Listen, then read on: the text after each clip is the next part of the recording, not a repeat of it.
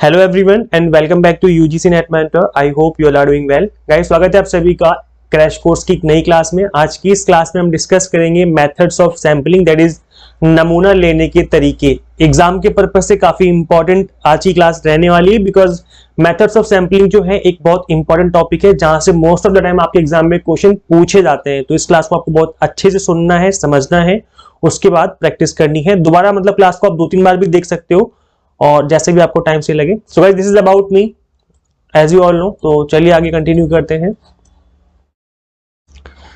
So guys, आज का topic क्या रहेगा हमारा? Methods of sampling. So first of all let's understand population and sample. ये दोनों चीजें क्या होती हैं, अगर हमें ये समझ में आ गया तो आपको आगे की जो पूरी क्लास है वो इजीली समझ में आती जाएगी। इसको हिंदी में बोलते हैं हम लोग, पॉपुलेशन को बोलते हैं जनसंख्या और सैंपल को बोलते हैं हम लोग नमूना। तो गाइज यहाँ पर जो जनसंख्या है ना, दैट इज पॉपुलेशन। ये वो पॉपुलेशन नहीं है जो कि एज एन हम लोग जनरल भाषा में बात करते हैं, जैसे इंडिया की पॉपुलेशन, तो वो बात एक अलग हो गई। पॉपुलेशन का मतलब है कि किस चीज पे आप स्टडी करने जा रहे हो, वो कंप्लीट डेटा जो है आपका पॉपुलेशन कहलाता है। फॉर एग्जाम्पल, अगर मैं एक एग्जाम्पल लूं कि मैं मार्केटिंग मैनेजर हूं और मैं मार्केट के ऊपर रिसर्च करना चाहता हूं कि मार्केट में, सपोज करो मैं कपड़े बेचने का काम करता हूं, मेरे कपड़े का बिजनेस है बहुत बड़ा, जिसमें मैं टी शर्ट बनाता हूं बॉयज एंड गर्ल्स दोनों के लिए। तो जब मैं टी शर्ट बनाता हूं तो बनाने के लिए मुझे सेल करना पड़ेगा प्रॉफिट कमाने के लिए, और इससे पहले मुझे रिसर्च करनी होगी कि किस तरह की जो है टी शर्ट लोग पसंद करते हैं, ताकि मैं उस तरह की टी शर्ट जो है उनको डिजाइन कर सकूं। तो जो मेरा एरिया ऑफ स्टडी होगा वो क्या होगा? वो होंगे मेरे यंग पीपल, जो मेल है, फीमेल है, जिनकी उम्र 10 साल से ज्यादा है, या 25 से 30 साल 40 साल तक के लोग हैं। ये मेरा जो है एरिया ऑफ स्टडी रहेगा। तो मैं इनसे जानने की कोशिश करूंगा, इन लोगों से, कि भाई आपको किस तरह की टी शर्टें पसंद है। इसके ऊपर मैं रिसर्च करवाऊंगा, मार्केट में क्वेश्चनर फिल करवा सकता हूं, मैं सर्वे करवा सकता हूं, लोगों से सिंपल क्वेश्चंस पूछे जा सकते हैं, मॉल के बाहर खड़े होकर के, मूवी थिएटर के बाहर खड़े होकर के, फिर कॉलेजेस में, इस तरीके से, ताकि मुझे एक आइडिया लग जाए कि इस तरीके के लोगों को टी शर्टें पसंद है और वैसी टी शर्टें मैं अपना बनाना स्टार्ट कर दूंगा। तो यहाँ पर जो मेरा एरिया ऑफ स्टडी है, that is the age group of these people, जो कि मेल फीमेल दोनों ही इसमें आ जाएंगे। सो दिस इज पॉपुलेशन। मेरे लिए ये जो ग्रुप होगा ना, यहाँ 10 साल से 40 साल के लोगों का, और यहाँ पर जितने भी लोग इनके बीच में स्टडी की जाएगी जिनके ऊपर, वो उनको मैं पॉपुलेशन के नाम से बोलूंगा। सो दिस इज माय पॉपुलेशन। अब गाइज, यहाँ पर पूरी इंडिया में अगर हम बात करें 10 साल से 40 साल के बीच में जो लोग हैं मेल फीमेल, तो बहुत ज्यादा नंबर ऑफ पीपल होंगे, और ऐसे में हर किसी से पूछना बहुत बड़ी बात हो जाएगी। जैसे मैं दिल्ली में रहता हूं, दिल्ली में मेरा बिजनेस है, तो मैं ऐसा तो है नहीं कि मैं कोलकाता, दिल्ली, मुंबई, चेन्नई, यूपी, हर जगह हर स्टेट में जाऊं और सभी से पता करके आऊं कि भाई कौन सी टी शर्टें पसंद है आपको, किस तरह की टी शर्टें पसंद है। तो ऐसे में खर्चा बहुत ज्यादा हो जाएगा और टाइम बहुत ज्यादा लग जाएगा। मैं बिजनेस कब करूंगा? तो ऐसे में हम सैंपल चूज करते हैं। सैंपल का मतलब होता है कि उस पॉपुलेशन में जिसके ऊपर आप स्टडी करने जा रहे हो, उसका एक छोटा पार्ट, एक ऐसा पार्ट जो कि पूरी पॉपुलेशन को रिप्रेजेंट करता हो, और उस सैंपल के ऊपर हम स्टडी करेंगे, जिससे हमें आइडिया लग जाएगा कि किस तरह के लोग जो हैं टी शर्टें पहनना पसंद करते हैं।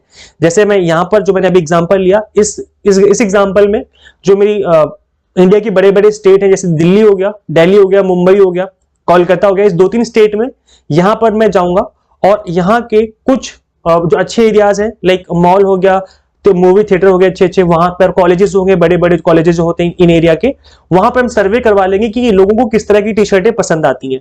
तो इससे क्या होगा, यहां पर जब मैंने सर्वे हो जाएगा तो इसके थ्रू मैं पता लगा सकता हूं कि लोगों को किस तरह की टी शर्टें पसंद है। अब यहां पर सपोज करो, यहां पर जो टोटल तीनों स्टेट है, यहां पर तीनों स्टेट में हजार लोगों के ऊपर स्टडी करवा दी गई, तो टोटल 3000 लोगों पे स्टडी हो गई कि भाई किस तरह के लोगों को टी शर्टें पसंद आ रही हैं। अब ऐसे में जो 3000 लोग हैं, that is known as sample, कि भाई पूरे इंडिया में अगर हम बात करें तो करोड़ों पीपल हैं जो कि 10 साल से 40 साल के एज ग्रुप के बीच में आते हैं, करोड़ों लोग हैं। अब इन करोड़ों लोगों को 3000 का जो सैंपल साइज है वो रिप्रेजेंट कर रहा है, मतलब जो यहाँ 3000 लोगों को पसंद आ गया। ऐसा हम कह सकते हैं कि 80 to 90% केस में लोगों को ये चीजें पसंद आ रही है, जैसा कि 3000 लोग बता रहे हैं। तो यहाँ पर हमने क्या किया, एक छोटे सैंपल को हमने चूज किया, और उस सैंपल के अंदर हमने क्या किया, वहां पर हमने चीजों को समझा, किस तरह की जो चीजें लोगों को पसंद आती है, फिर हमने वहां पर सैंपल बना लिया। सैंपल से जो रिजल्ट निकलेगा, वही रिजल्ट हम ये मान सकते हैं ऑन एन अप्रॉक्स। ये एग्जैक्ट नहीं होता है, जैसे कि दिल्ली में जो चीजें पसंद है लोगों को, हो सकता है कि साउथ इंडिया में चीजें पसंद ना हो, यस और नो। तो ऐसी भी चीजें होती हैं। तो हम ये कह सकते हैं कि ऑन एन एवरेज या अप्रोक्सीमेटली लोगों को चीजें ये पसंद आती हैं।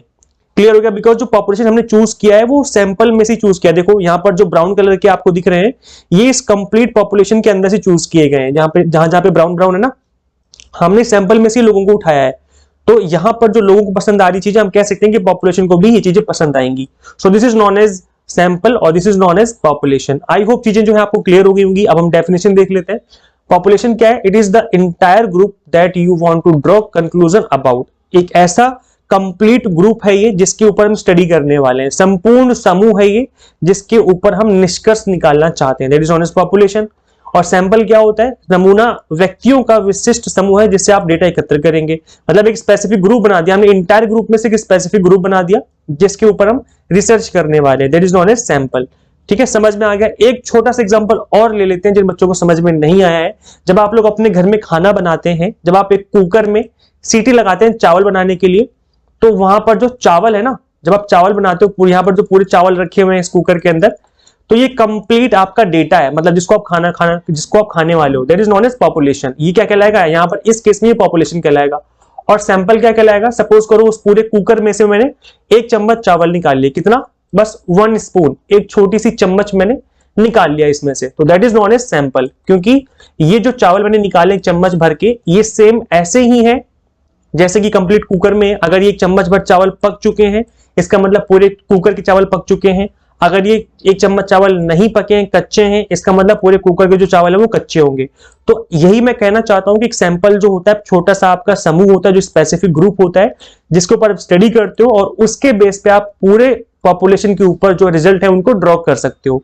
तो आई होप अब आपको चीजें समझ में आ गई होंगी कि पॉपुलेशन का मतलब इंटायर ग्रुप हो गया और सैंपल का मतलब एक छोटा सा ग्रुप जो कि उसी कंप्लीट ग्रुप में से लिया गया है, ताकि जो आपका टाइम है वो बच सके और जो आपके पैसे हैं वो बच सके और जो रिजल्ट है वो भी मतलब सटीक रिजल्ट निकाला जा सके।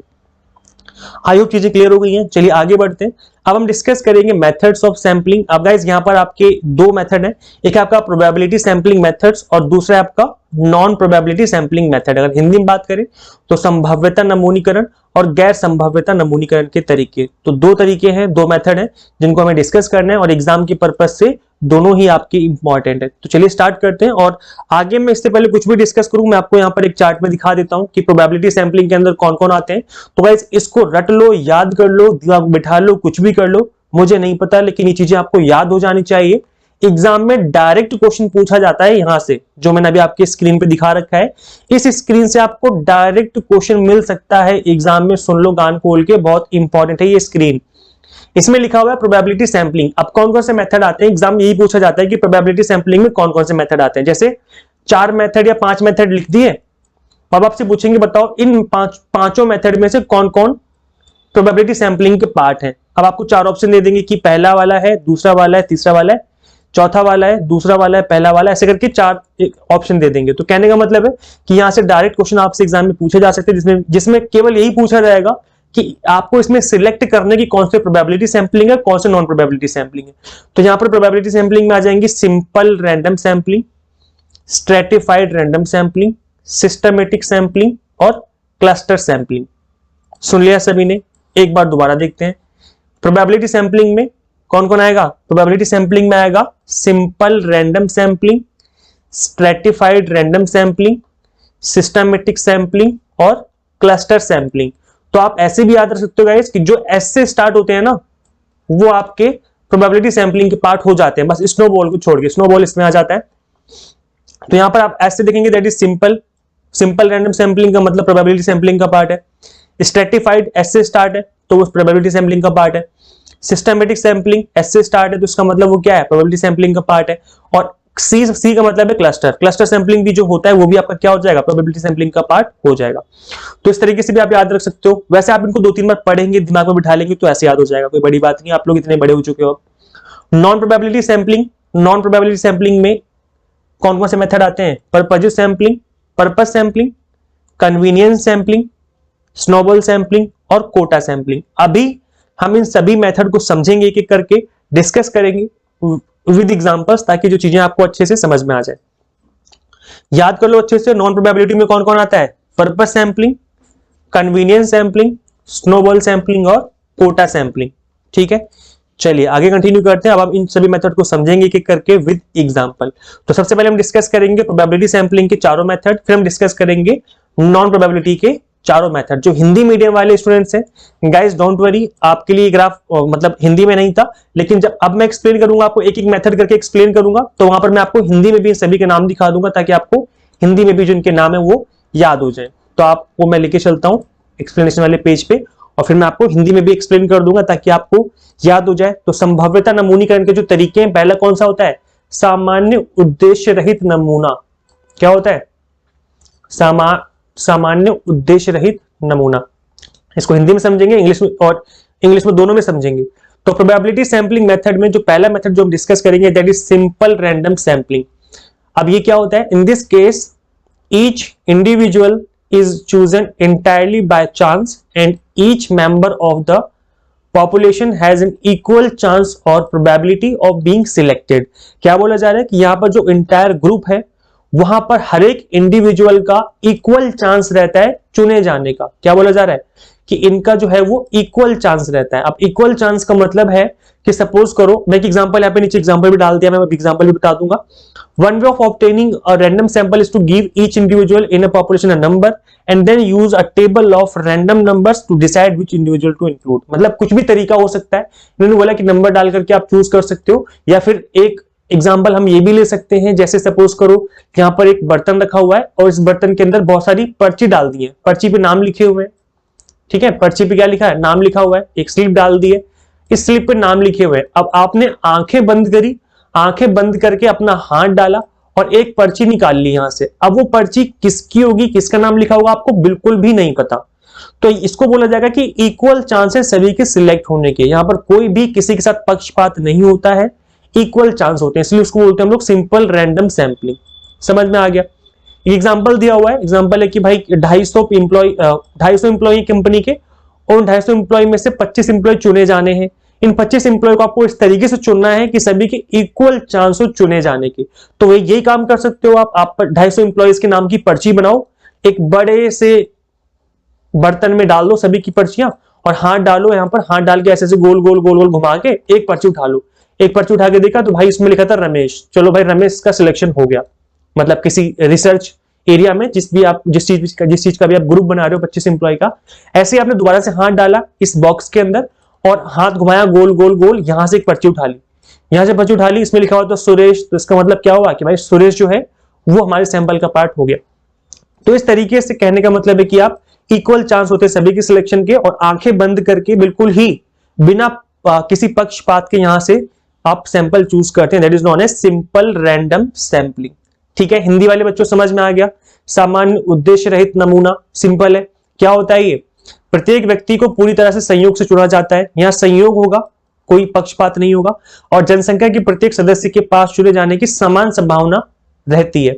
ठीक है, इसको याक्षार्थिक नमूना भी कहा जाता है, क्योंकि हम इसको बिल्कुल रैंडम को हिंदी में बोलते हैं याक्षार्थिक नमूना प्राप्त करने का एक तरीका है कि भाई यहाँ पे जो मतलब डिफरेंट तरीके हो सकते हैं। कोई जरूरी नहीं कि आप बॉक्स में पर्ची डाल के ही बनाओ। जैसे इन्होंने बोला कि आप नंबर डाल दो, 250 अगर इंप्लॉइज हैं और आपने सभी के नंबर डाल दिए, सपोज करो इंप्लॉय नंबर जो फर्स्ट नंबर पे इंप्लॉय उसका हमने एज एन बैलेट नंबर होता है ना, जैसे आपने कभी देखा होगा जो हॉर्स राइडिंग होती है, घुड़सवारी जब रनिंग होती है उनकी, तो जो उनके ऊपर बैठे होते हैं उनके नंबर होते हैं, जैसे 4, 5, 6, 9 करके ऐसे नंबर होते हैं घोड़े के ऊपर जो बैठे होते हैं। तो इस तरीके से आपने एम्प्लॉयज के ऊपर ना नंबर डाल दिए, नंबरिंग डाल दिए। अब आंख बंद करके आप एक नंबर को चूज कर लेते हो, उस नंबर का जो एम्प्लॉय वो आपका सिलेक्ट हो गया। तो ऐसे भी कर सकते हो। कहने का मतलब है कि एक ऐसा मेथड जिससे कि इक्वल चांस हो सिलेक्शन के, कोई पक्षपात ना हो किसी के साथ। नेक्स्ट आता है इसमें आपका सिस्टमेटिक सैंपलिंग। सिस्टमेटिक सैंपलिंग को हम अगर बात करें हिंदी में, तो सिस्टमेटिक सैंपलिंग को हिंदी में कहा जाता है व्यवस्थीकृत नमूनाकरण। क्या बोलेंगे इसको हम? व्यवस्थीकृत नमूनाकरण। मतलब एक सिस्टम बना दिया हमने, एक व्यवस्था बना दी, उस व्यवस्था के अकॉर्डिंग हम सैंपल चूज करेंगे। मैं एक एग्जांपल लेके बताऊंगा अभी। Individuals are selected at regular interval from the sampling frame. The interval are chosen to ensure an adequate sample size. क्या बोला जा रहा है कि हमने एक पॉपुलेशन को खड़ा किया, नंबर डाल दिए, नंबर डालने के बाद यहां पर हमने एक सिस्टम बना दिया। जैसे फॉर एग्जांपल हमने ये बोल दिया कि जितने भी लोग यहां पर खड़े हैं, हमें नहीं पता कितने लोग खड़े हैं, बस हमें ये पता है कि सभी के ऊपर नंबर पड़े कुछ ना कुछ। हमने बोला कि भाई स्टार्टिंग में हम 2 लोगों को छोड़ देंगे, उसके बाद हर फिफ्थ नंबर वाले को चूज कर लिया जाएगा। अब आपको नहीं पता कि 2 को छोड़ने के बाद फिर 1 2 3 4 5 इसको चूज किया जाएगा, फिर उसके बाद 1 2 3 4 5 इसको चूज किया जाएगा, इस तरीके से। अब यहां पर कौन चूज किया जाएगा हमें नहीं पता। जैसे स्टार्टिंग में 2 ना छोड़ के हमने 3 छोड़ दिए, सपोज को 3 छोड़ दिए, 3 छोड़ने के बाद हमने अगले 5 को चूज करने स्टार्ट कर दिया इस तरीके से। या आपने एक भी नहीं छोड़ा, आपने स्टार्टिंग में एक भी नहीं छोड़ा, स्टार्टिंग से चूज करने स्टार्ट कर दिया, पहला चूज कर लिया गया, इसके बाद अब 4 का गैप किया जाएगा, फिर चूज किया जाएगा, फिर 4 का गैप किया जाएगा, फिर चूज किया जाएगा। इस तरीके से कहने का मतलब है कि बिल्कुल भी यहां पर पक्षपात नहीं होता है। एक बार जो सिस्टम बना दिया गया उसके अकॉर्डिंग अब अगला 5वां नंबर किसका होगा हमें नहीं पता, वो वहां पर जो भी खड़ा होगा उसे चूज कर लिया जाएगा। तो इस तरीके से आपका एक सिस्टमेटिक सैंपलिंग होती है। कहने का मतलब है सिंपल वर्ड्स में बोले कि आपने एक सिस्टम बना दिया है, एक फॉर्मूला टाइप एक सिस्टम वाइज बना दिया है, जिसको कि आप यूज कर रहे हो सैंपल चूज करने में। जैसे यहाँ पे लिखा भी है कि individuals are selected at regular interval from the sampling frame. जो एक सैंपलिंग फ्रेम आपने बनाया है यहाँ पर, उसमें एक रेगुलर इंटरवल के बाद चूज कर लिया जाता है। अब वहां पे कौन खड़ा है हमें नहीं पता। The intervals are chosen to ensure an adequate sample size. तो यहाँ पर जो इंटरवल ऐसा भी ना हो कि भाई 15 लोग हैं और पता लगे आपने बना दिया 10-10 का गैप करके, तो एक ही चूज कर पाओगे आप। 10 का मतलब यहाँ पे इसको चूज कर लिया, अगला कोई है ही नहीं, तो एक ही चूज कर पाओगे। तो सैंपल का जो इंटरवल है वो उस तरीके से आपको बनाना है, जैसे 3 का इंटरवल बना दिया आपने या 5 का इंटरवल बना दिया, तो कम से कम 3 से 4 लोग तो चुने जाए। तो कहने का मतलब है कि इंटरवल का जो गैप है वो इतना बड़ा भी नहीं होना चाहिए कि सैंपल साइज बहुत छोटा रह जाए। ठीक है।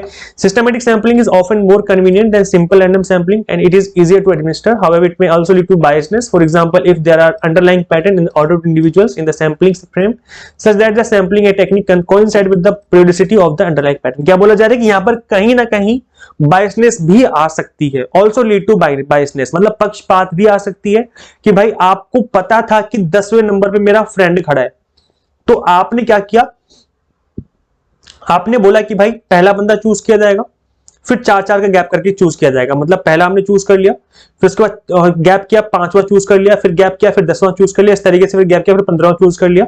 तो आपको पता था कि 15वें नंबर पे मेरा फ्रेंड खड़ा है, 10वें नंबर पे मेरा फ्रेंड खड़ा है, तो आपने इंटरवल ही इस तरीके से बनाया कि वो बंदा चूज कर लिया जाए।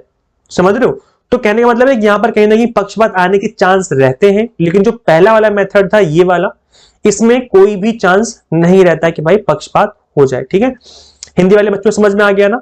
सैंपलिंग फ्रेम से नियमित अंतराल पर व्यक्तियों का चयन किया जाता है। एक नियमित अंतराल आपने बना दिया, एक इंटरवल बना दिया, जिसके बेसिस पे आप नमूना जो है इकट्ठा कर रहे हैं।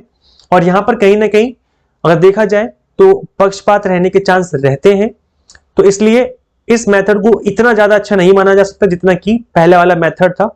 और क्योंकि ये भी एक प्रोबेबिलिटी सैंपलिंग का पार्ट है, क्योंकि इसको इसलिए प्रोबेबिलिटी में डाल दिया कि हमें नहीं पता कि भाई नेक्स्ट बंदा कौन खड़ा है। और इंटरवल सपोज करो आपने, अच्छा यहां पर ना एक चीज ये भी हो सकती है, सपोज करो आप एक मैनेजर हो और लेकिन जनरल मैनेजर जो है वो डिसाइड करेंगे कि पैटर्न क्या रहने वाला है। आप एक मैनेजर हो और आपका जो फ्रेंड है वो 10वें नंबर पे आपने खड़ा कर देगी, भाई तू 10वें नंबर पे खड़ा हो जा। जनरल मैनेजर जो है वो 5-5 का इंटरवल बनाने वाला है, तो भाई आपको बस इतना पता था, इंटरवल बन गया 5-5 का।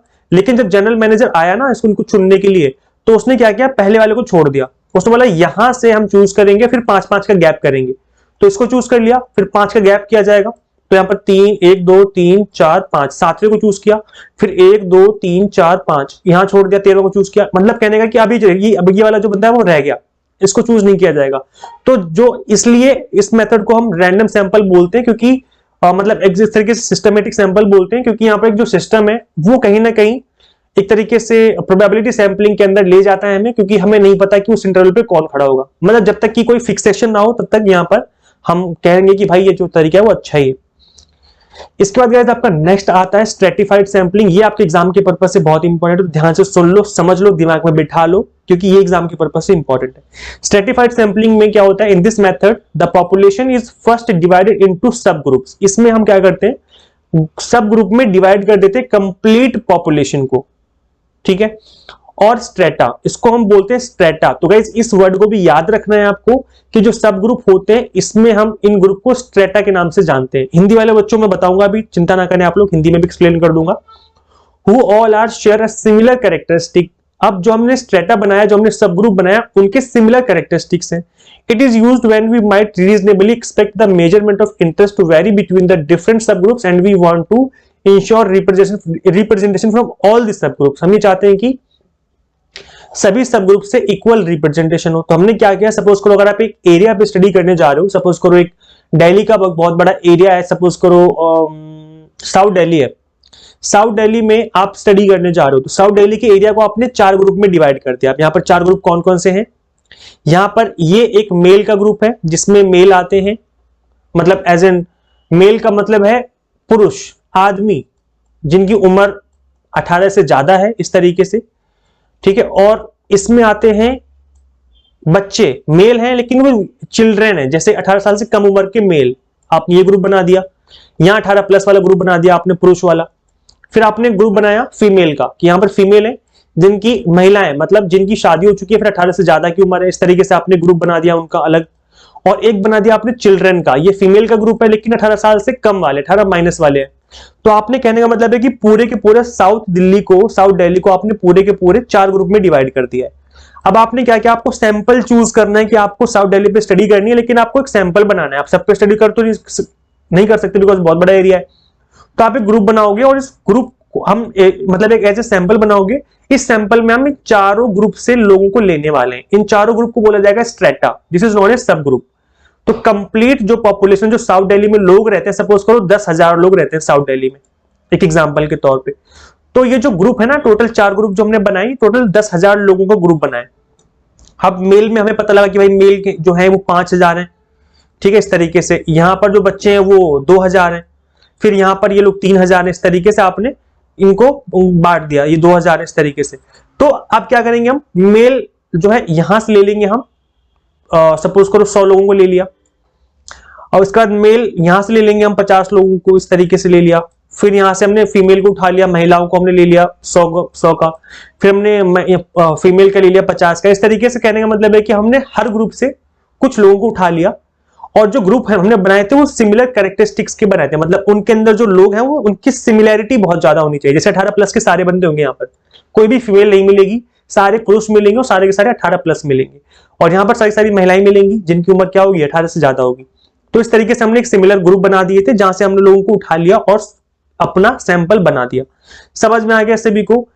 अगर हम बिल्कुल आसान भाषा में बात करें, बिल्कुल इजी लैंग्वेज में, दैट इज कि हमने कंप्लीट पॉपुलेशन को सब ग्रुप में डिवाइड किया। सब ग्रुप में से जो सब ग्रुप बने उनको हम स्ट्रेटा कहते हैं, मतलब सभी स्ट्रेटा में से हमने 10-10, 15-15 लोगों को उठा लिया। अब जो हमने सैंपल बनाया वो एक हमारे पास एक ऐसा सैंपल है जो इस पूरी के पूरे पॉपुलेशन को रिप्रेजेंट करता है, क्योंकि ये जो हमने सैंपल बनाया है वो हर ग्रुप में से लोग चूज किए गए हैं, ऐसा नहीं कि एक सिंगल ग्रुप से चूज किए गए, है ना। तो अब जो सैंपल वो हमारा क्या कहलाएगा, एक अच्छा सैंपल कहलाएगा, क्योंकि ये पूरे के पूरे पॉपुलेशन को रिप्रेजेंट करेगा। ठीक है, मैंने एग्जांपल तो दे ही दिया है। जैसे यहाँ पे इन्होंने दिया हुआ कि स्ट्रोक आते हैं भाई, मतलब हार्ट अटैक वगैरह आते हैं, तो हमने क्या किया, सेक्स के बेस पे डिवाइड कर दिया पॉपुलेशन को, कि भाई कुछ मेल हो गए कुछ फीमेल हो गए। हमने 2 ग्रुप में डिवाइड कर दिया स्ट्रोक जानने के लिए कि किसको ज्यादा हार्ट अटैक आते हैं, मेल को या फीमेल को। तो हमने दोनों में से उठा लिया, 50 फीमेल को 50 मेल को उठा करके हमने अपना सैंपल बना दिया 100 लोगों का, और हमने स्टडी कर ली। तो जो कंप्लीट पॉपुलेशन जिसको हमने 2 ग्रुप में डिवाइड किया, जिसको हम बोलेंगे स्ट्रेटा, दिस इज सब ग्रुप, मेल का अलग फीमेल का अलग, 2 सब ग्रुप बना दिए, इसको बोलेंगे स्ट्रेटा।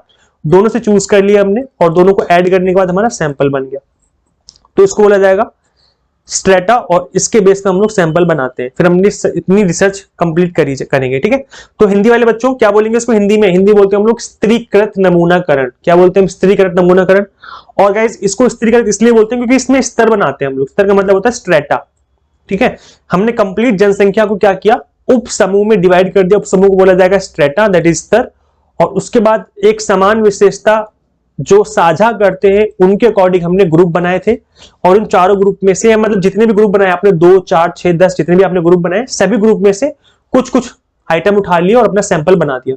इसको बोला जाएगा स्त्रीकृत नमूनाकरण, ठीक है। समझ में आ गया सभी को, इजी है। वैसे मैंने लिख भी दिया एग्जाम्पल, हिंदी में भी लिख दिया है, आप लोग पढ़ भी सकते हो उसको बाद में पीडीएफ को डाउनलोड करके, ठीक है। चलिए आगे बढ़ते हैं। नेक्स्ट आपका क्लस्टर्ड सैंपलिंग। अब गाइस ये क्लस्टर्ड सैंपलिंग क्या है, ये भी आपके एग्जाम के पर्पस से मोस्ट इंपॉर्टेंट है। बच्चे इसमें बहुत कंफ्यूज रहते हैं, क्लस्टर्ड में और स्ट्रेटिफाइड सैंपलिंग में, जो हमने डिस्कस किया अभी इससे पहले। तो इसमें कंफ्यूज मत होना। अब कंफ्यूज इसलिए रहते हैं बिकॉज इसमें भी ग्रुप बनाए जाते हैं, तो कंफ्यूजन इस वजह से हो जाती है। अब मैं आपको इस तरीके से समझा दूंगा कि आज के बाद आप कभी भी कंफ्यूज नहीं होंगे। तो सुन लो ध्यान से। हिंदी में इसको बोलते हैं हम लोग, क्या बोलते हैं इसको हिंदी में कहते हैं इसको हम संकुल नमूनाकरण। हिंदी वाले बच्चों इससे बोलेंगे हम लोग संकुल नमूनाकरण, तो चलिए समझते हैं इसको और डिस्कस करते हैं। पहले मैं इंग्लिश में समझा देता हूं, फिर मैं हिंदी में समझा दूंगा। क्लस्टर्ड सैंपलिंग जो होता है, that is clustered sample subgroup of the population are used as the sampling unit. यहां पर हमने क्या किया, कंप्लीट पॉपुलेशन को सब ग्रुप में डिवाइड कर दिया। अब इनके सब ग्रुप को स्ट्रेटा नहीं कहेंगे क्योंकि वो तो अलग था ना, स्ट्रेटिफाइड सैंपलिंग होता है। इनके ग्रुप को हम सब ग्रुप ही कहेंगे और इनको हम एज एन सैंपलिंग यूनिट में डिवाइड कर देंगे रेदर देन इंडिविजुअल्स। यहां पर हम इंडिविजुअल मतलब अलग अलग डिवाइड ना करके हम ग्रुप में डिवाइड कर देंगे। The population is divided into subgroups known as clusters which are randomly selected to be included in the study. Clusters are usually already defined. यहां पर जो हमने सब ग्रुप बनाए इनको क्लस्टर्ड के नाम से जानते हैं। अब गाइज मैं इसको एक एग्जांपल से समझाता हूं ताकि आपको और अच्छे समझ में आ जाए। उसके बाद मैं इन दोनों के बीच में डिफरेंशिएट भी कर दूंगा कि स्ट्रेटिफाइड सैंपलिंग और क्लस्टर्ड सैंपलिंग में क्या डिफरेंस है। क्लस्टर्ड सैंपलिंग में एक एग्जांपल के तौर पे सपोज करो, अगर आप एक स्टडी करना चाहते हो इंडिविजुअल विलेजेस की could be identified as clusters for study of rural poverty. अगर आप जानना चाहते हो कि इंडिया के गरीब क्षेत्र मतलब गांव ग्रामीण इलाके में विलेजेस में कितनी गरीबी है, किस स्तर की गरीबी पाई जाती है, तो अगर आप इस एरिया में स्टडी करना चाहते हो, रिसर्च करना चाहते हो, तो ऐसे में जो आपका सैंपल बनेगा दैट इज कंप्लीट विलेज। जैसे इंडिया के यूपी में अगर हम बात करें, उत्तर प्रदेश के एक स्टेट में अगर आप देखें तो सपोज करो वहां पर 500 विलेजेस हैं, मतलब 500 गांव हैं टोटल यूपी में, पूरे उत्तर प्रदेश में, एक एग्जांपल के तौर पे। तो इस 500 विलेजेस पे तो आप स्टडी कर नहीं पाओगे, बहुत मुश्किल हो जाएगा स्टडी करना, आपको तो बहुत ज्यादा नंबर ऑफ साइज हो जाएगा आपका। तो ऐसे में कंप्लीट स्टडी ना करके आपने क्या किया कि यूपी के जितने भी ग्रामीण इलाके विलेजेस हैं इनको आपने 500 अलग अलग विलेजेस में डिवाइड कर दिया। अब जो 500 विलेजेस हैं इसमें से आपने क्या किया, 20 या 30 कंप्लीट विलेजेस पिक कर लिए फॉर द स्टडी। अब आपने क्या करना है, इस कंप्लीट विलेजेस पे स्टडी करनी है। जो यहां से रिजल्ट निकलेगा उसको आप जनरलाइज कर सकते हो इस 500 के ग्रुप पे कि पूरे ऑल ओवर यूपी में इस तरीके की गरीबी पाई जाती है। क्यों? क्योंकि आपने इन 500 में से ही 20 से 30 विलेजेस पे स्टडी कर ली और जो आपने स्टडी करी है वो इसमें से ही विलेजेस चूज करे हैं, तो डेफिनेटली जो यहां से रिजल्ट निकाला होगा आपने वो इनका कहीं ना कहीं रिप्रेजेंट करता होगा। तो आपने क्या किया, आपने कंप्लीट ही पूरे के पूरे गांव उठा लिए अपने स्टडी करने के लिए। अब आप ये नहीं कर रहे कि एक विलेज है, विलेज ए करके, इस विलेज में मिस्टर एक्स कोई है, मिस्टर वाई है, मिस्टर जेड है, इनको पिक किया नहीं, आपने पूरे के पूरे गांव को पिक कर लिया। समझ रहे हैं आप लोग? जैसे यहां पर एक एग्जांपल के तौर पे मैंने जो एग्जांपल लिया अभी कि भाई आपको ग्रुप 1 है दैट इज विलेज ए, ये ग्रुप 2 है that is village B, this is group 3 that is village C, this is another village that is group D. तो इस तरीके से आपने बहुत सारे विलेजेस जो है अलग अलग ग्रुप में डिवाइड कर दिए, उसमें से आपने 2 विलेज उठा लिए, एक ये वाला उठा लिया, एक ये वाला उठा लिया, इनको मिलाकर के आपने सैंपल बना दिया एक एग्जांपल के तौर पे। तो कहने का मतलब ये हो गया कि यहां पर क्या करते हो आप, कंप्लीट ही ग्रुप उठा लिए जाते हैं अपने स्टडी करने के लिए, बिकॉज यहां पर बहुत सारे ग्रुप होते हैं। जबकि अगर हम देखें स्ट्रेटिफाइड में तो आपने यहां पे ग्रुप तो बनाए थे, that is known as strata, subgroup यहां भी बनते हैं, लेकिन यहां पर कंप्लीट अब ग्रुप नहीं उठाते, यहां पर ग्रुप में से कुछ पीपल उठाए जाते हैं। जैसे पूरा ग्रुप है, इस ग्रुप में से कुछ अमाउंट उठा लिया, इस पूरे ग्रुप में से कुछ अमाउंट उठा लिया, इस पूरे ग्रुप में से थोड़ा सा अमाउंट ले लिया, इस पूरे ग्रुप में से थोड़ा सा अमाउंट ले लिया। तो जो थोड़ा थोड़ा लिया है ना, इन सभी थोड़ा थोड़ा को मिला करके आपका सैंपल बनता है। समझ रहे हैं आप लोग? तो यहां पर क्या होता है कि पूरे आप यहां पर जो सैंपल बनेगा वो हर ग्रुप में से कुछ ना कुछ आया होगा तो आपका सैंपल बनेगा। तो इसको बोलते हैं हम लोग स्ट्रेटिफाइड सैंपलिंग। जबकि जो आपका क्लस्टर्ड सैंपलिंग है इसमें आप पूरे के पूरे ग्रुप को ही उठा लेते हो, यहां पर अंदर से नहीं लोगे आप, पूरा का पूरा ग्रुप उठा लिया, पूरा ग्रुप उठा लो, ये पूरा ग्रुप उठा लो, इसको छोड़ देंगे, इसको छोड़ देंगे। इस तरीके से आपने रैंडम तरीके से कुछ विलेजेस सिलेक्ट कर लिए जिन पे आपको स्टडी करनी है। आई होप जो चीजें वो क्लियर हो गई होंगी। क्लस्टर्ड हिंदी वाले बच्चे समझ लो संकुल नमूनाकरण होता है। क्लस्टर किए गए नमूने में जनसंख्या के उप समूहों को व्यक्तियों के बजाय नमूनाकरण इकाई के रूप में उपयोग किया जाता है। मतलब व्यक्तियों को नहीं उठाना है यहाँ पे आपको पूरा का पूरा इकाई उठानी। इकाई का मतलब जो आपने उप समूह बनाया है उसको एक इकाई माना जाएगा, उस पूरे के पूरे उप समूह को उठा लिया जाएगा। जनसंख्या को उप समूहों में विभाजित किया जाता है, जिन्हें उप समूहों के रूप में जाना जाता है, जिन्हें अध्ययन में शामिल करने के लिए यादृच्छिक रूप से चुना जाता है। मतलब यहाँ पर भी रैंडम तरीके से आप चूज करेंगे। अब ऐसा नहीं कि आपको अच्छा लगा तो आपने इसको चूज कर लिया, नहीं, यहाँ भी रैंडम तरीके से आप ग्रुप चूज करेंगे। क्लस्टर आमतौर पर पहले से ही परिभाषित होते हैं। तो ये मैंने एग्जाम्पल भी दे दिया था कि गरीबों को पहचानने के लिए आपने पूरे के पूरे गांव पे स्टडी करनी है। 500 गांव है तो उसमें से 4 से 10 गांव उठा लिया आपने रैंडम तरीके से, उन पर आपने स्टडी स्टार्ट कर दी। आई होप जो चीजें वो क्लियर हो गई होंगी। अब हम बात करेंगे नॉन प्रोबेबिलिटी सैंपलिंग मेथड्स की, ये भी आपके एग्जाम की पर्पज से बहुत ज्यादा इंपॉर्टेंट है। तो चलिए स्टार्ट करते हैं नॉन प्रोबेबिलिटी सैंपलिंग मेथड। मैं इंग्लिश में भी बताऊंगा और मैं जो हिंदी मीडियम वाले बच्चे हैं उनके लिए भी स्लाइड्स हैं, so guys don't worry, Hindi English दोनों में हम समझेंगे, ठीक है। सो पहला आपका मेथड है दैट इज कन्वीनियंस सैंपलिंग। नाम से पता चल रहा है कि कन्वीनियंट है, भाई जो रिसर्चर है उसको ये मेथड कन्वीनियंट लग रहा था तो उसने चूज कर लिया। जैसे convenience sampling is perhaps the easiest method of sampling because participants are selected based on availability and willingness to take part। जो पार्टिसिपेंट है, जो हमारा इकाई है जिस पे आप स्टडी करने जा रहे हो, ठीक है, ये कंप्लीट आपका पॉपुलेशन है। इसमें से कुछ लोग बिजी थे, ये बंदा बहुत बिजी रहता है, ये बंदा बहुत बिजी रहता है, तो इसलिए इसने बोला कि भाई हम आपकी रिसर्च में पार्टिसिपेट नहीं कर पाएंगे। ये खाली बैठे तो उन्होंने बोला सर हम आपके साथ चल रहे हैं, हम आपकी रिसर्च में पार्टिसिपेट करेंगे, ठीक है। तो यहां पर क्या किया आपने, इनको चूज कर लिया एज एन अपने सैंपल में। तो जब पार्टिसिपेंट जो है वो सिलेक्ट किए जाते हैं अवेलेबिलिटी के बेस पे, विलिंगनेस की मतलब उनकी इच्छा है भी नहीं है पार्ट लेने के लिए, तो उनको बोला जाएगा सिंपल कन्वीनियंस सैंपलिंग। तो यहां पर इसको इस तरीके से होता है, useful result can be obtained but the result are prone to significant bias. ये पक्षपात हो सकता है because those who volunteer to take part may be different from those who choose not to. तो यहाँ पर पक्षपात हो सकता है बिकॉज हो सकता है कि आपने इसको चूज कर लिया खाली बैठा था, जबकि हो सकता है कि वहां से रिजल्ट उतना अच्छा ना निकले। तो इस तरीके से जो होता है आपका कन्वीनियंस सैंपलिंग होता है। मतलब नाम से पता चला कि कन्वीनियंट का मतलब है कि भाई आरामदायक, हिंदी में क्या बोलते हैं आराम नमूना, भाई बहुत आराम से आपने लोगों को चूज कर लिया।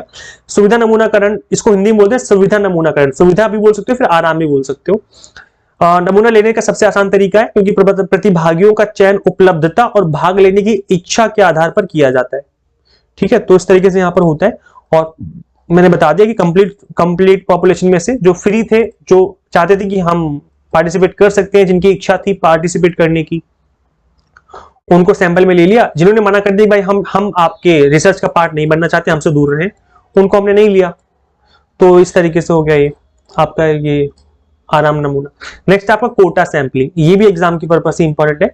This method of sampling is often used by market researcher. Interviewers are given a quota of subject of specified type of attempt to recruit. क्या बोला जा रहा है कि यहां पर जो आपका सैंपल बनेगा वो कोटा के बेस पे बनता है। जैसे फॉर एग्जांपल यहां पर कोटा सैंपलिंग अगर मैं एग्जांपल लूं, तो अगर इसको हम हिंदी में देखें तो हिंदी में क्या बोलेगा, आई थिंक कोटा ही बोला जाएगा, हिंदी में भी तो कोटा ही बोलते हैं, हाँ हिंदी में भी कोटा नमूना करनी होता है। अगर गाइस इसको देखिए हम तो यहाँ पर कोटा फिक्स कर दिया जाएगा। जैसे होता है ना कि ये कंप्लीट पॉपुलेशन है यहाँ पर और इस कंप्लीट पॉपुलेशन पे स्टडी करनी है। जैसे अगर एक मार्केट में आप रिसर्च करना चाहते हो, एक मॉल की आप रिसर्च करना चाहते हो कि जो मॉल है उसमें किस तरह का सामान ज्यादा सेल होता है, मेल का ज्यादा सामान सेल होता है, फीमेल का या चिल्ड्रन का, किसका सामान ज्यादा सेल होता है, तो आपको एक सर्वे करवाना पड़ेगा। अब उस कंप्लीट सर्वे में आपने कोटा फिक्स कर दिया कि भाई जितने भी मेल हमारे यहाँ विजिट करेंगे मॉल में, उन कंप्लीट मेल का केवल 10% के ऊपर आप स्टडी करेंगे जिसको आप सैंपल में डालने वाले हो। आपने फीमेल का कर दिया कोटा फिक्स कि भाई फीमेल में हम करेंगे 15% फीमेल को इसमें शामिल करेंगे हम। तो फीमेल अब कितनी भी आ जाए, करोड़ों आ जाए, लेकिन सबको नहीं लेंगे, केवल 15% ही ली जाएंगी।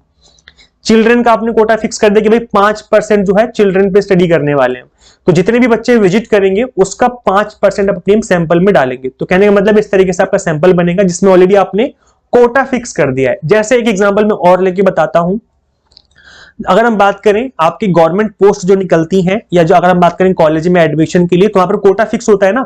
जैसे 27% कोटा मिलता है ओबीसी कैटेगरी को कि भाई अब ओबीसी कितने भी आ जाएं लेकिन उसमें 27% ही उनको रिजर्वेशन दिया जाएगा। ऐसे ही एससी का कोटा होता है, भाई एससी का कोटा हो गया सपोज को 10%, फिर आपका एसटी का कोटा हो गया सपोज को 7%। इस तरीके से मुझे एग्जैक्ट नहीं पता कितना होता है, मुझे ओबीसी का पता है, इनका नहीं पता मुझे। मैं एक एग्जांपल के तौर पे बता रहा हूं कि भाई हर एक कैटेगरी का अलग अलग हमने कोटा फिक्स कर दिया कि भाई इसमें से हमें 10% लेना है, इसमें 27% लेना है, ईडब्ल्यू से कुछ कोटा फिक्स कर दिया हमने, और फिर जो बाकी बच गया वो जनरल का। इस तरीके से हम कंप्लीट जो है अपना सैंपल बना लेते हैं। तो कोटा में ये होता है गाइस कि हमने कंप्लीट जो सैंपल बनाना है उसमें कुछ नंबर ऑफ पीपल या कुछ अमाउंट फिक्स कर दिया जाता है पहले ही, और उनको हम पिक कर लेंगे अपने सैंपल में। तो यहाँ पे एक एग्जांपल डाला हुआ है, आप पढ़ सकते हो कि भाई एक इंटरव्यूअर है जो कि जानना चाहते हो, तो 20 अडल्ट मैन उसने ले लिए, 20 अडल्ट विमेन ले ली, 10 टीनेज गर्ल्स और 10 टीनेज बॉयज ले लिए, और उनका इंटरव्यू लिया जाएगा। उनसे पूछा जाएगा कि भाई आप टेलीविजन पे क्या देखते हो, किस तरह के प्रोग्राम आपको पसंद है। तो कहने का मतलब है कि सभी को लिया गया है लेकिन कोटा फिक्स करके, सभी को एक कोटा फिक्स कर दिया गया, एक फिक्स अमाउंट कर दिया गया जिनको हमें चूज करना है अपने सैंपल में। तो यहां पर भी पक्षपात हो सकता है, कुछ ज्यादा पक्षपात हो सकता है यहाँ पर, क्योंकि हमें यहाँ पर कोटा फिक्स करने के बाद कहीं ना कहीं जो चीजें हैं वो पक्षपात की तरफ चली जाती हैं। जैसे सपोज करो अगर आप एक इंटरव्यूअर हो, अगर आप मॉल में जा रहे हो स्टडी करने के लिए, तो चिल्ड्रन जो खड़े थे आपने देखा कि भाई यहाँ पर 5 चिल्ड्रन खड़े, इसमें से ये बंदा सही लग रहा है, आपने गया सीधा उस पर स्टडी चालू कर दी, क्योंकि 5% तो आपको लेना ही है ना, और 5% में आपने इसको भी डाल दिया उठा करके, क्या दिक्कत है। तो इस तरीके से इसमें पक्षपात हो सकता है। ठीक है, हिंदी वाले बच्चों समझ में आ गया, इजी था, मेथड तो इजी है, कोटा नमूनाकरण सिंपल है ना, और मैंने एग्जांपल लेके तो बता ही दिया है, तो आप लोगों को समझ में आ गया होगा। बाकी मैंने लिख दिया, आप लोग खुद से पढ़ लेना, इसको गो थ्रू कर लेना पीडीएफ को डाउनलोड करने के बाद। इसमें अनुपातिक रूप से भी कर सकते हो, है ना, अनुपात फिक्स कर सकते हैं, परसेंटेज फिक्स कर सकते हैं, या फिर नंबर ऑफ पीपल फिक्स कर दे कि 20-20 ले लो, 10-10 ले लो करके, इस तरीके से। तो ऐसे भी कर सकते हैं, मतलब कहने का कि एक फिक्स नंबर जो है वो फिक्स कर दिया जाएगा, जिसके थ्रू हम अपना सैंपल बनाने वाले हैं। नेक्स्ट गाइस इसमें आता है आपका जजमेंट और पर्पजिव सैंपलिंग। पर्पजिव सैंपलिंग मैंने बताया था, इसमें जजमेंट भी इसको बोला जाता है। तो ये एक ही चीज है गाइस, याद रखना, कई बार बच्चे कंफ्यूज हो जाते हैं, लेकिन वो एक ही चीज है। तो जजमेंट और पर्पजिव सैंपलिंग है, that is non random sampling, Hindi में बोलते हैं इसको हम निर्णय या उद्देश्यपूर्ण नमूनाकरण। ठीक है, समझ में आ गया। चलिए इसको समझ लेते हैं बाय डेफिनेशन। तो गाइस इसके अंदर क्या होता है, also known as selective subjective sampling. This technique relies on the judgment of the researcher when choosing who to ask to participate. A researcher may implicitly thus choose a representative sample to suit their needs or specifically approach individuals with certain characteristics. तो guys यहाँ पर अपने purpose के according, भाई आपका purpose क्या है, आपका जजमेंट क्या रहेगा, उसके अकॉर्डिंग आपने सैंपल को चूज किया है और उस सैंपल पे आप स्टडी करने वाले हो। जैसे इन चीजों को ना हम इसमें बोला भी है कि भाई आप ऐसी चीजों को हम टेलीविजन वगैरह में या न्यूज चैनल पे ज्यादातर देखते हैं, जैसे कि आपको डिबेट करवानी है, पॉलिटिक्स पे डिबेट करवानी है। आप पॉलिटिक्स पे जब डिबेट करवाओगे तो वहां पर कुछ वरिष्ठ नागरिक आते हैं, फिर वरिष्ठ पत्रकार हो सकते हैं। तो वहां पर जो पत्रकार चूज किए गए इस डिबेट कराने के लिए, तो वो चैनल ने खुद चूज किए, जैसे आज तक है या एनडीटीवी है या कोई भी चैनल की बात करें हम, तो उस चैनल ने खुद उनको बुलाया, इन्वाइट किया आगे से कि भाई आप आओ, आप डिबेट करो पॉलिटिक्स के ऊपर, हम आप उसको अपने चैनल पे दिखाना चाहते हैं। तो ये क्योंकि आपका पर्पस था ये इस तरीके की डिबेट होना, तो आपने उस तरीके का ही लोगों को चूज किया है। यहां पर किसी को भी चूज कर सकते हो आप, लेकिन आप अपने पर्पस के अकॉर्डिंग उस तरीके के इंसान को चूज करेंगे जो कि उस एरिया में माहिर होता है। ठीक है, तो उसको बोलेंगे हम purpose based sampling. So this approach is often used by media when conversing the public opinion and it qualitative of research. तो गाइस यहां पर कंप्लीट जो पॉपुलेशन है, कहने का मतलब है कि पत्रकार तो बहुत सारे हैं, जो जर्नलिस्ट हैं बहुत सारे हैं, कंप्लीट पॉपुलेशन है, लेकिन ये बंदा बहुत सीनियर जर्नलिस्ट है और इसको पॉलिटिक्स में काफी इंटरेस्ट भी रहा है स्टार्टिंग से लेकर के। तो आपने इन 3 बंदों को बुला लिया, उनको एक तरीके से सैंपल बना दिया जिसपे आप अभी रिसर्च करने वाले हो, मतलब जिनको लेके आप फर्दर स्टडी करने वाले हो। तो इस तरीके से जो है इसमें चीजें होती हैं, पर्पस के अकॉर्डिंग जो है चीजें इसमें की जाती हैं। तो यही था आपका चयनात्मक व्यक्ति के नमूनाकरण के रूप में भी जाना जाता है। यह तकनीक शोधकर्ता के निर्णय पर निर्भर करती है। जो शोध करता है ना, जो रिसर्चर जो रिसर्च करना चाहता है, उसके निर्णय पर डिपेंड करता है कि सैंपल किसका बनेगा। जैसे यहाँ पर शोधकर्ता कौन है, न्यूज चैनल। भाई अगर न्यूज चैनल पे कोई डिबेट करवानी है या उनको कोई रिसर्च करनी है पॉलिटिक्स को लेकर कि भाई क्या चल रहा है, कैसे पता लगाएं, तो इन्होंने सीनियर जर्नलिस्ट को बुला लिया। ठीक है, उनको जर्नलिस्ट तो बहुत सारे हैं, लेकिन उनको बुला लिया जो कि सीनियर जर्नलिस्ट हैं, जिन्होंने पॉलिटिक्स में कहने की काम किया है या स्टार्टिंग से उस तरह की न्यूज कवर करी है, तो उनको बुला करके उन्होंने सैंपल बना दिया। तो निर्णय जो रहेगा सैंपल चूज करने का वो शोधकर्ता का रहेगा और वो अपने अकॉर्डिंग प्रतिनिधि चुनेगा ताकि उसका जो नमूना है वो अच्छा बने और रिजल्ट भी अच्छा निकल के आए वहां से। आई होप चीजें क्लियर हो गई होंगी। नेक्स्ट आपका snowball sampling, this is the last method, इसके बाद आपकी क्लास एंड हो जाएगी। तो चलिए समझते हैं इसको जल्दी से फटाफट। स्नोबॉल सैंपलिंग को आई थिंक हिंदी में भी क्या बोलते हैं, स्नोबॉल ही बोलते हैं। तो स्नोबॉल सैंपलिंग मेथड में क्या होता है, मैंने यहाँ पर चित्र डाल दिया ताकि आपको समझ में आ जाए। स्नोबॉल मेथड क्या होता है, this method is commonly used in social science when investigating hard to reach groups, जहां पर सैंपल को चूज करना बहुत टफ हो, जैसे आपको नहीं पता कि आपका नेक्स्ट जो आइटम है वो कहां से लोगे आप। जैसे सपोज करो, मैंने एक एग्जांपल लेके बताऊंगा, existing subject are asked to nominate further subject known to them. एक जो आपने सैंपल चूज कर लिया था, उसको आपने बोला कि भाई आप नेक्स्ट वाले बंदे को बता दो, नेक्स्ट मैं स्टडी करना चाहता हूं, तो आप मुझे बताओ नेक्स्ट बंदा जो है वो कौन होगा, नॉन टू देम, जो कि उसको पता होना चाहिए। So the sample increase in size like rolling snowball. अब मैं एक एग्जांपल लेके बताऊंगा, आपको समझ में आ जाएगा। सपोज करो आप एक सर्वे करना चाहते हो ड्रग बिहेवियर का, ड्रग यूजर्स का, जो ड्रग्स लेते हैं ना, ड्रग्स लेते हैं, तो अब आपको नहीं पता, क्योंकि कोई पार्टिसिपेंट ये नहीं बताएगा कि मैं ड्रग्स लेता हूं, मेरे पे स्टडी करो, कोई नहीं बताएगा आपको। तो क्या करोगे, अगर आप एक बंदे को जानते हो कि ये बंदा ड्रग लेता है, तो आप उस पर स्टडी करो और उससे पूछो भाई कि नेक्स्ट आपका जान पहचान का कौन बंदा है जो ड्रग्स लेता है। तो 101% बता रहा हूं मैं कि जो ड्रग लेता होगा उसके कॉन्टेक्ट में कोई ना कोई ऐसा बंदा जरूर होगा जो मतलब आपस में एक दूसरे को जानते होंगे, तो वो बंदा बोलेगा कि हाँ भाई इससे जाओ, आप यहां पर स्टडी कर सकते हो, इससे पूछताछ कर सकते हो। तो उसने +1 कर दिया, मतलब आपका सैंपल साइज बढ़ गया। आपने इस पे स्टडी करी, इससे पूछा भाई कि आपका कोई फ्रेंड है, तो ये इसने आगे किसी एक बंदे का नाम ले दिया, आपने इस पे स्टडी कर ली। इससे पूछा आपने, इसने आगे एक बंदे का नाम ले दिया। इस तरीके से जो है आप रोलिंग स्नोबॉल है, मतलब इस पे स्टडी कर ली, इसने इसको टक्कर मारी, इसके इस पे स्टडी होगी, इसने इसको टक्कर मारी, इस पे स्टडी होगी, इसलिए उसको हम लोग बोलते हैं स्नोबॉल सैंपलिंग। तो जो आपके आइटम्स हैं, कहने का मतलब जिस पे आप स्टडी कर रहे हो, जैसे आप ड्रग यूजर्स पे स्टडी कर रहे हो, तो यहां पर आपको एक बार में सैंपल साइज पूरा का पूरा नहीं मिलता है, आपको एक एक आइटम करके स्टडी करनी पड़ती है। एक आइटम आप कंप्लीट कर लोगे, एक आइटम पे रिसर्च करने के बाद वो नेक्स्ट आइटम के बारे में बताएगा, आप इस पे रिसर्च करोगे, वो नेक्स्ट आइटम के बारे में बताएगा, आप इस पे रिसर्च करोगे, फिर नेक्स्ट आइटम। इस तरीके से जो है आपका सैंपल बन जाएगा। और जैसे आपका 40 से 50 लोगों पे स्टडी हो गई, आप कहोगे भाई कि अब ये मेरी स्टडी कंप्लीट होने वाली है, क्योंकि अगर इतने लोगों पे मैंने स्टडी कर ली तो ये कम से कम 1000 से 5000 लोगों तक का जो मतलब ग्रुप है उनको रिप्रेजेंट कर सकता है। तो इस तरीके से जो है इसके अंदर सैंपल बनता है और इस तरीके से आप सैंपल बना करके स्टडी करते हैं। हिंदी वाले बच्चों समझ में आ गया। इस पद्धति का उपयोग आमतौर पर सामाजिक विज्ञान में दुर्गम समूहों की जांच करते समय किया जाता है। मौजूदा विषयों को उनके लिए ज्ञात और विषयों को नामांकित करने के लिए कहा जाता है। मतलब जो उनको ज्ञात है, जिनको पता है, मतलब उन्हें पता होता है कि भाई नेक्स्ट कौन बंदा ड्रग ले रहा है, तो वो बंदा उसका नाम ले देगा, तो आपने उस पर स्टडी कर ली। ऐसे इसको पता होगा कि नेक्स्ट कौन सा बंदा है जो ड्रग ले रहा है। तो ड्रग्स में आपस में कॉन्टेक्ट रहते हैं, जैसे शराबी होते हैं ना, एक शराबी को पता होता है कि दूसरा कौन है जो शराब पीता है, क्योंकि साथ में तो करते हैं ये लोग, तो उन्हें पता रहता है। तो इस तरीके से जो है आप यहां पर चीजें कर सकते हो, बिकॉज एज एन आप खुद सैंपल बनाओगे तो अचानक से सैंपल नहीं बना सकते, बिकॉज आपको पता ही नहीं है कि दूसरा बंदा कौन है। तो यहां पर रोलिंग होती रहती है, रोलिंग स्नोबॉल की तरीके से जो आकार में बढ़ता जाएगा आपके सैंपल का, और फिर जो आपकी स्टडी है वो कंप्लीट हो जाती है। तो इस तरीके से जो है आप स्टडी करते हैं।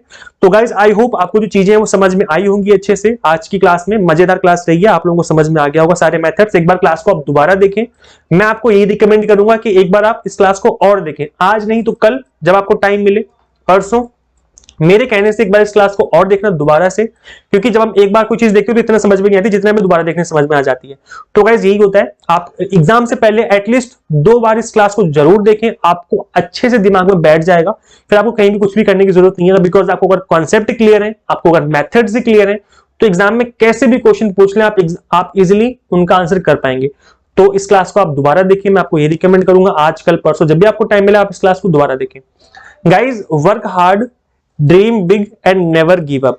वर्क हार्ड करो, हार्ड वर्क करने की जरूरत है आपको। कोई चीज अचीव करनी है तो हार्ड वर्क का रिप्लेसमेंट नहीं होता है। आप कुछ भी करें, कोई भी चीज आपको अचीव करनी हो, हर पर्सन ने हार्ड वर्क किया अपने लाइफ में, तो हार्ड वर्क जरूर करें। ड्रीम बिग मतलब बड़ा सपना देखें। टीचर बनना है तो ये नहीं कि प्राइमरी लेवल पे टीचर बन गए, प्राइमरी स्कूल में जाके पढ़ा रहे हैं। बड़ा सपना देखो भाई, प्रोफेसर बनना है, लाखों कमाने महीने के, और एक समाज में इज्जत कमानी है। तो ये क्या एक बड़ा सपना है। बड़ा सपना देखो, क्योंकि जब सपने देखोगे तभी तो अचीव करोगे। अगर आपने सपने ही नहीं देखे प्रोफेसर बनने के, तो कैसे अचीव होंगे, आप बन ही नहीं पाओगे। तो सबसे पहली बात क्या है कि सपने देखने की जरूरत है। ड्रीम बिग, जितना बड़ा सपना होगा आपके एफर्ट भी बड़े होते जाते हैं, आपके एफर्ट भी उसी लेवल के हो जाते हैं। ठीक है, तो यहां पर आप जितना बड़ा सपना देखते हो, आपके एफर्ट भी उतने ही आपके अंदर से निकल के आते हैं। अगर आप प्राइमरी लेवल का सोचोगे तो आप पढ़ाई नहीं करोगे, लोगों लगेगा कि हाँ यार छोटी मोटी पढ़ाई कर तो ली है, हो जाएगी, लग जाएगी जॉब, ये मतलब उस लेवल के एफर्ट लगाओगे। अब आपको पता है यूजीसी नेट का एग्जाम क्लियर करना है, आगे पीएचडी करनी है, इस तरीके से, तो आपके एफर्ट भी उस लेवल के लगते चले जाएंगे। तो कहने का मतलब कि जितना बड़ा सपना देखते हैं आप लोग, आपके अंदर से एफर्ट भी ऑटोमेटिकली निकल के आते हैं। आपको एफर्ट लगाने की जरूरत नहीं पड़ती, बिकॉज जब आपका गोल बड़ा होता है तो आपके एफर्ट भी उसी लेवल के निकल के आते हैं आपके अंदर से। And guys never give up, कभी भी हार नहीं माननी है, क्योंकि एक कहावत है ना कि मन के हारे हार है, मन के जीते जीत। जब आपने हार मान ली ना अपने मन से, तो आप कितनी भी मेहनत कर लो, आप हार ही जाओगे लास्ट में। और अपने मन में जीत सोच ली कि मैं जीत के रहूंगा कुछ भी हो जाए, तो भाई साहब कोई भी आपको हराने आ जाए तब भी आप जीत के रहोगे। तो मन में स्ट्रांग रहो, आप अपने माइंड से स्ट्रांग रहे। और नेवर गिव अप का मतलब है कभी भी हार ना माने। हार मानने वाले की कभी भी हार नहीं होती है, मतलब कोशिश करने वाले की कभी हार नहीं होती है, हमेशा कोशिश करते रहे। और डेफिनेटली यार हम इतने अच्छे से पढ़ रहे हैं तो कहीं ना कहीं कुछ ना कुछ तो आप जरूर अचीव करेंगे। तो गाइज इस वीडियो लेक्चर में इतना ही, मिलते हैं नेक्स्ट क्लास में। और गाइज अगर आपको क्लासें पसंद आ रही हैं तो आप लोग गूगल प्ले स्टोर पे जहां से आपने ऐप इंस्टॉल करी है वहां पे जाके आप हमें रेटिंग दे सकते हैं, 5 स्टार रेटिंग दे करके आप कुछ लिख दीजिए 1-2 लाइन की, सर अच्छा पढ़ा रहे हैं, इस तरीके से एग्जाम्पल लेकर के पढ़ाते हैं, या जो भी चीज आपको अच्छी लगती है आप वहां पे लिख सकते हैं, ताकि हमारा मनोबल बढ़े। एक टीचर के लिए एक स्टूडेंट का फीडबैक बहुत इंपॉर्टेंट होता है। और जब आप लोग लिखते हो ना, जैसे एक सीमा करके एक स्टूडेंट उन्होंने लिखा, एक दो बच्चों ने और लिखा फीडबैक, तो मुझे बहुत अच्छा लगा और पर्सनली मुझे उन चीजों बहुत पसंद है जो आप लोग लिखते हैं। तो मेरा और मन करता है आप लोगों के लिए अच्छे अच्छे एग्जाम्पल डाल करके पढ़ाने का, अच्छी अच्छी पिक्चर डाल के पढ़ाने का। तो मतलब अंदर से मैं मोटिवेटेड फील करता हूं। तो आप लोग कमेंट कर सकते हैं प्ले स्टोर पे जाकर के, ठीक है। चलिएगा, इस वीडियो लेक्चर में इतना ही। Thank you so much for watching this class. Share this platform to all UGC and JRF aspirants. सभी को बताइए कि यहाँ पर एक एप्लीकेशन है जिसपे आप टारगेट बेस्ड जो है अपनी प्रिपरेशन कर सकते हैं। सभी को इस बारे में इन्फॉर्म कीजिए। गाइस मिलते हैं नेक्स्ट क्लास में। Till then keep watching UGC NET Mentor. Thank you so much.